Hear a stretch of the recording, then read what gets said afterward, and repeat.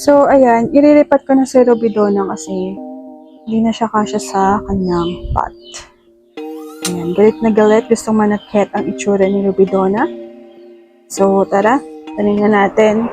Lipat na natin ng pot to.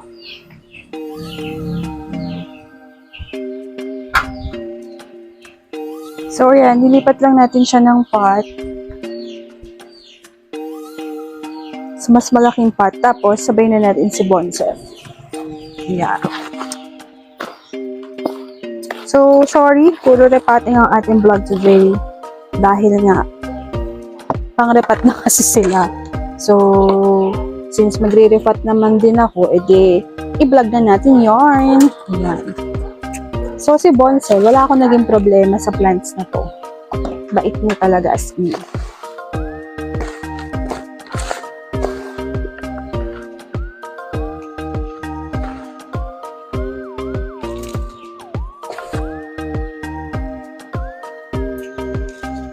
Pero maglalagay ako ng bunny poop.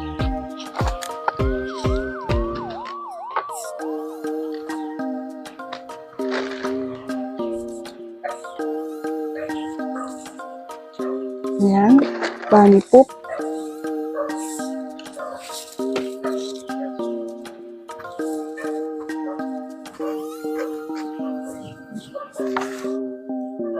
Diba? Dali lang naman itanim ni bonsai. Ganyan lang, para lang mag-grow siya and mag-produce ng baby.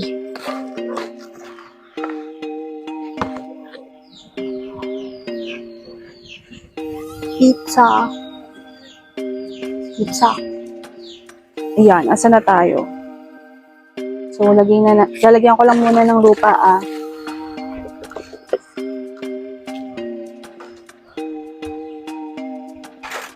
Yan. So, tingnan natin kung nag-ugat na ng maganda itong si Robidona. Ayan.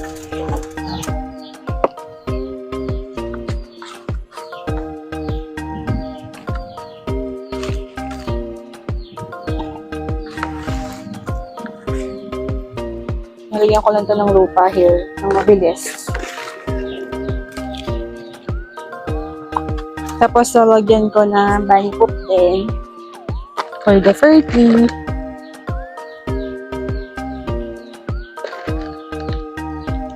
Tapos, lalagyan ko sila ng Sparkle G.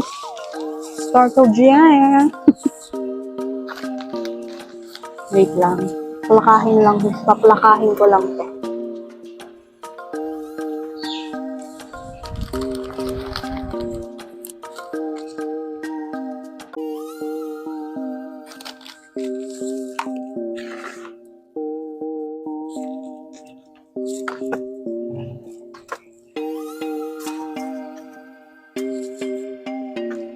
Ayan. Tapos, tsaka ako maglalagay ng, ipapatong ko lang siya. Hindi nagagalawin yung ugat niya.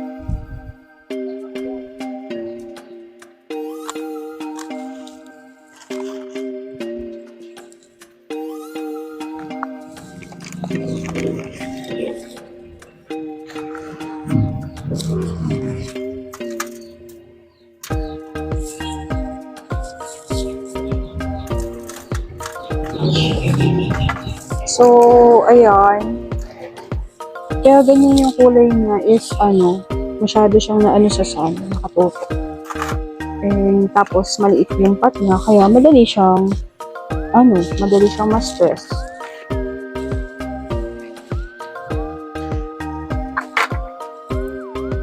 Ayan. Diba? Ang saya-saya mag-repot. Ayan, for sure ako pag napanood mo ito maghahanap ka na ng iriripat mo. Ayan. So, for the toppers, meron pa ako dito, cultured soil. Siya nga ang aking gagamitin.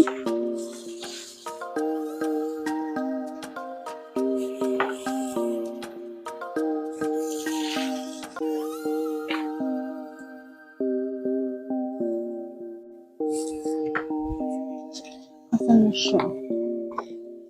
Ayun, isang ganito pa yung aking. So, konti na lang.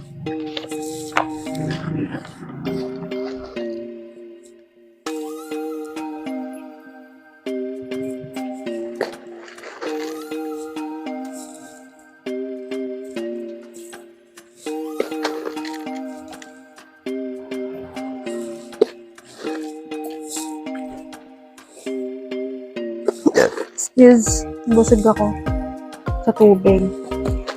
So, si Rubidona kahit kiko lang sa side na to.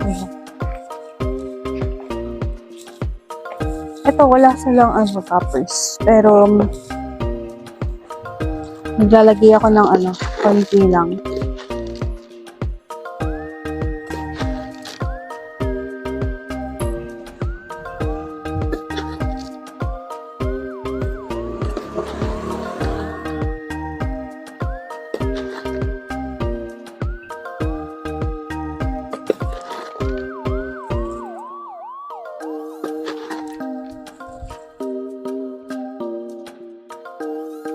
So, ayan, we're done naman na. And I think okay naman na sila. Ayan. So, that's it for today. I hope nag-enjoy kayo sa ating repotting session.